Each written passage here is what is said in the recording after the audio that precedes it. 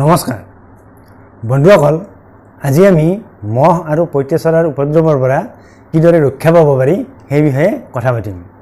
এই মহ আৰু পঁইতাচৰাৰ উপদ্ৰৱ বছৰটোৰ 12 মাহতে থাকেই, কিন্তু খৰালি মাহতকৈ অৰ্থাৎ শীতকালতকৈ গৰমৰ দিনত এই মহ আৰু পঁইতাচৰাৰ উপদ্ৰৱ বহুত বেছি হৈ যায়। আমি সকলোৱে জানো যে মহে কামুৰিলে বিভিন্ন ধৰণৰ ৰোগ হয়, বিশেষকৈ মেলেৰিয়া, ডেংগু এনেধৰণৰ জ্বৰ হয়।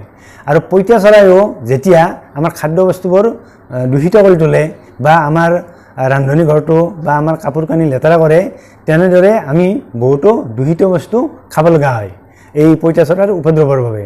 গতিকে এই পঁইতাচৰাই আমাক আমাৰ খাদ্যবস্তুবোৰ দূষিত কৰি তুলি আমাক বহুতো ৰোগত আক্ৰান্ত কৰি তোলে। সেইবাবে আমি এই মহ আৰু পঁইতাচৰাৰ উপদ্ৰৱ কিদৰে আমি বন্ধ কৰিব পাৰোঁ তাৰ বাবে আমি চেষ্টা কৰিব লাগে। অৱশ্যে ঠাণ্ডাৰ দিনত বৰ বেছি এটা উপদ্ৰৱ নাথাকে, বিশেষকৈ মহৰ, কিন্তু পঁইতাচৰাৰ উপদ্ৰৱ ঠাণ্ডাৰ দিনতো থাকে আৰু গৰমৰ দিনতো থাকে, কিন্তু গৰমৰ দিনত বহুত বেছি হৈ যায়। গতিকে আজি আমি ঘৰতে পোৱা 4টা বস্তু ব্যৱহাৰ কৰি এবিধ দ্ৰৱণ প্ৰস্তুত কৰিম। আৰু এই দ্ৰৱণবিধ আমি স্প্ৰে বটলত ভৰাই আমি যদি মাজে সময়ে স্প্ৰে কৰোঁ, তেনেহ'লে আমি মহৰ উপদ্ৰৱৰ পৰা ৰক্ষা পাব পাৰোঁ আৰু লগতে পঁইতাচৰাও আমি মাৰিব পাৰোঁ, বা আমাৰ ঘৰৰ ভিতৰত যিবোৰ পঁইতাচৰা থাকে সেই পঁইতাচৰা সম্পূৰ্ণৰূপে মৰি যায়। গতিকে আমি কি 4টা বস্তু ব্যৱহাৰ কৰি আৰু কি পদ্ধতিত ব্যৱহাৰ কৰি আমি এই মহ আৰু পঁইতাচৰাৰ উপদ্ৰৱৰ পৰা ৰক্ষা পাব পাৰোঁ সেই বিষয়ে ভিডিঅ'টি আপোনালোকে শেষলৈকে চাব বুলি আশা কৰিলোঁ। আৰু ভিডিঅ'টি চাই যদি আপোনালোকে উপকৃত হ'ব বুলি ভাবে, তেনেহ'লে ভিডিঅ'টিত লাইক এটা কৰিব, লগতে ভিডিঅ'টি আপোনালোকে শ্বেয়াৰ কৰিব বুলিও আশা কৰিলোঁ, যাতে অসমৰ সকলো ৰাইজৰ ওচৰলৈ এই ভিডিঅ'টি যায় আৰু মহ আৰু পঁইতাচৰা মাৰা এই পদ্ধতিটো অসমৰ সকলো ৰাইজে শিকি লয়। গতিকে আহকচোন বন্ধুসকল, আমি কি বস্তু ব্যৱহাৰ কৰি আৰু কি পদ্ধতিত ব্যৱহাৰ কৰি আমি এই মহ আৰু পঁইতাচৰাক মাৰিব পাৰোঁ সেই বিষয়ে আজি আলোচনা কৰোঁ আহক। প্ৰথমে আমি এটা কেৰাহী বা চচপেনত আধা লিটাৰ পানী উতলাব লাগে। আধা লিটাৰ বুলি এইবুলি কৈছোঁ যে আধা লিটাৰ বটলত ভৰালে আমাৰ স্প্ৰে কৰিবলৈ সুবিধা হয়। আৰু যিসকলক এই দ্ৰৱণৰ পৰিমাণ বেছি লাগে বুলি ভাবে, তেওঁলোকে 1 লিটাৰ পানী ল'ব পাৰে, আৰু 1 লিটাৰ পানী ল'লে সেই 1 লিটাৰ পানী 1 লিটাৰ বটলত ভৰাব লাগিব।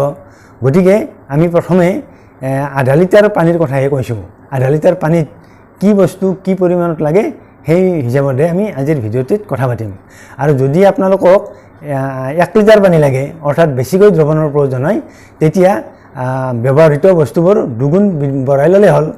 প্ৰথমতে আমি ½ লিটাৰ পানী এটা চচপেন বা কেৰাহীত উতলাব লাগে, আৰু পানীটো যেতিয়া উতলিব তেতিয়া নেপথেলিনৰ গুটি 3টা তাত পেলাই দিব লাগে। আৰু এই গৰম পানীত যেতিয়া উতলি থাকিব, নেপথেলিনৰ গুটিটো তেতিয়াহে সম্পূৰ্ণৰূপে গুলি যাব বা সেই পানীত মিহলি হৈ যাব। অৱশ্যে নেপথেলিনৰ গুটি ঠাণ্ডা পানীত কেতিয়াও নগলে, সেইবাবে পানীটো গৰম কৰিব ল'ব লাগে। আৰু গৰম কৰা পাত্ৰটো, কেৰাহী বা চচপেন যিটো ব্যৱহাৰ কৰা হয়, সেইটো আচলতে সচৰাচৰ ব্যৱহাৰ নকৰা পাত্ৰ হ'ব লাগে। এনেদৰে আধা লিটাৰ পানী যেতিয়া উতলোৱা হয়, সেই উতলি থকা অৱস্থাত 3টা নেপথেলিনৰ গুটি মিহলাব লাগে, দি এখন চামুচেৰে লৰাই দিব লাগে। তেতিয়া নেপথেলিনৰ গুটিকেইটা পানীৰ লগত মিহলি হৈ যাব। আৰু যেতিয়া পানীৰ লগত মিহলি হৈ যায়, তেতিয়া পানীখিনি নমাই থ'ব লাগে। আৰু পানীখিনি যেতিয়া ঠাণ্ডা হয় বা কুহুমীয়া অৱস্থাপ্ৰাপ্ত হয়, তেতিয়া সেই পানীত প্ৰথমে 1 চামুচ ডিটাৰজেণ্ট পাউডাৰ দিব লাগে, আৰু 1 চামুচ ডিটাৰজেণ্ট পাউডাৰ দি ভালদৰে লৰাই দিব লাগে। তাৰপিছত 1 চামুচ লৱণ মিহলি কৰি দিব লাগে, আৰু লৱণ মিহলি কৰি দিয়াৰ পাছতো পানীখিনি ভালদৰে লৰাই দিব লাগে, যাতে লৱণখিনি ভালদৰে মিহলি হৈ যায়। তাৰপিছত 1 চামুচ ডেটল বা 1 চামুচ চেভলন মিহলি কৰি দিব লাগে। যিসকলৰ ঘৰত চেভলন আছে চেভলনো দিব পাৰে, বা চেভলন নাথাকিলে 1 চামুচ ডেটলো দিব পাৰে, যিহেতু সকলোৰে ঘৰত ডেটল থাকেই। গতিকে এনেদৰে আমি দ্ৰৱণটো ভালদৰে লৰাই দি মিহলি কৰি ল'ব লাগে। আৰু যেতিয়া পানীখিনি সম্পূৰ্ণ ঠাণ্ডা হ'ব, ঠাণ্ডা হোৱাৰ পাছত এটা পাত্ৰত চেকি ল'ব লাগে। সেই দ্ৰৱণটো যেতিয়া চেকি লোৱা হয়, চেকি লোৱাৰ পাছত দ্ৰৱণটো এটা ½ লিটাৰৰ বটলত ভৰাই ল'ব লাগে দ্ৰৱণখিনি। তাৰপিছত এটা স্প্ৰেৰ মুখনিখন বটলটোত লগাই দিব লাগে। এতিয়া আমাৰ সেই দ্ৰৱণটো প্ৰস্তুত হৈ গ'ল। তাৰপিছত এই দ্ৰৱণটো যেতিয়া ৰাতি আমি ভাত খাই আজৰি হৈ শুবলৈ যাম, শোৱাৰ আগত পঁইতাচৰা যিবোৰ ঠাইত ওলায়, বা ঘৰৰ ভিতৰত য'ত আমি পাচলিৰ বাকলি কাটো বা আমি ডাষ্টবিন ব্যৱহাৰ কৰোঁ ঘৰৰ ভিতৰত তাৰ আশে পাশে ছটিয়াই দিব লাগে।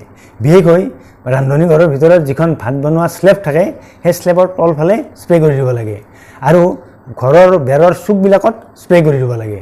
আৰু সাধাৰণতে যিবোৰ ঠাইত পঁইতাচোৰা বেছিকৈ ওলায় সেই ঠাইবোৰতে স্প্ৰে কৰি দিব লাগে আৰু ঘৰৰ প্ৰতিটো কোঠাৰে চুকবিলাকত স্প্ৰে কৰি দিব লাগে।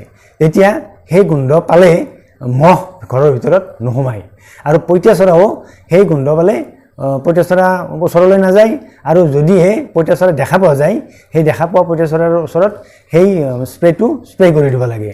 আৰু মন কৰিবলগীয়া কথাটো হৈছে আচলতে পঁইতাচোৰাই যিবোৰ ঠাইত কণী পাৰে সেই কণীবোৰ এডাল মাৰিৰে আচলতে চুচি ভাঙি দিব লাগে। আৰু মন কৰিবলগীয়া কথাটো হৈছে যিবোৰ বস্তু সাধাৰণতে কমকৈ ব্যৱহাৰ কৰা হয় ঘৰৰ ভিতৰত, বিশেষকৈ ইউজ নকৰা বাচন বৰ্তনবোৰ আমাৰ ঘৰত সাধাৰণতে ইউজ কৰা বাচনো থাকে আৰু ইউজ নকৰা বাচনো বহুত থাকে।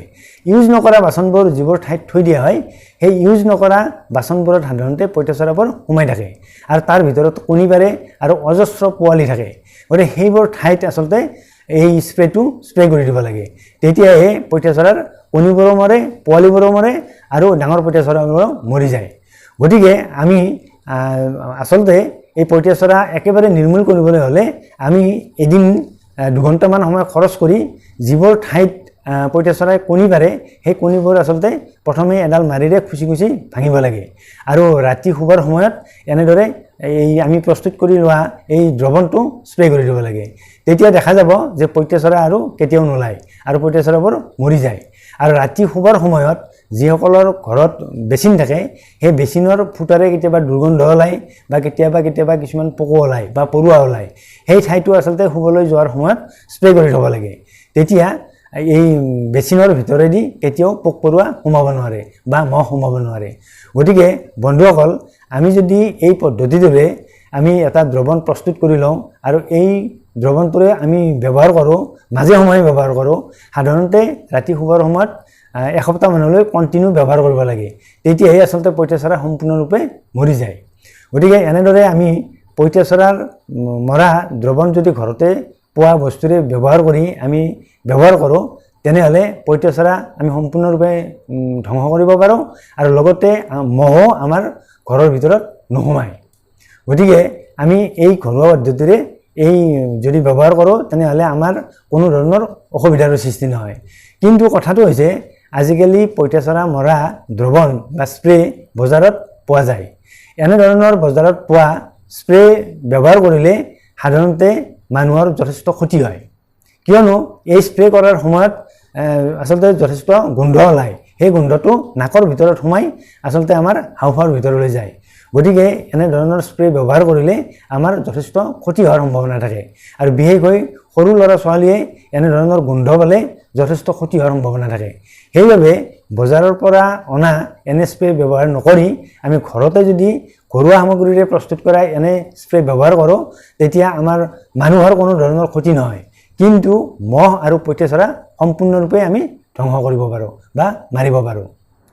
বন্ধুসকল, যিহেতু মহ আৰু পঁইতাচোৰাৰ উপদ্ৰৱ সকলো মানুহৰে ঘৰত থকা এক কমন সমস্যা, আমি এই পদ্ধতিৰে আপোনালোকে পঁইতাচোৰা আৰু মহ মাৰা এই দ্ৰৱণটো প্ৰস্তুত কৰি আপোনালোকে ব্যৱহাৰ কৰি চাব আৰু যদিহে আপোনালোকে এই দ্ৰৱণটো ব্যৱহাৰ কৰি উপকৃত হয় বা পঁইতাচোৰা মাৰিব পাৰে বা মহ খেদিব পাৰে তেনেহ'লে আপোনালোকে কমেণ্ট কৰি জনাব। অন্য এটা ভিডিঅ'ত আপোনালোকক লগ পোৱাৰ প্ৰতিশ্ৰুতিৰে আজিলৈ সামৰিছোঁ। ধন্যবাদ।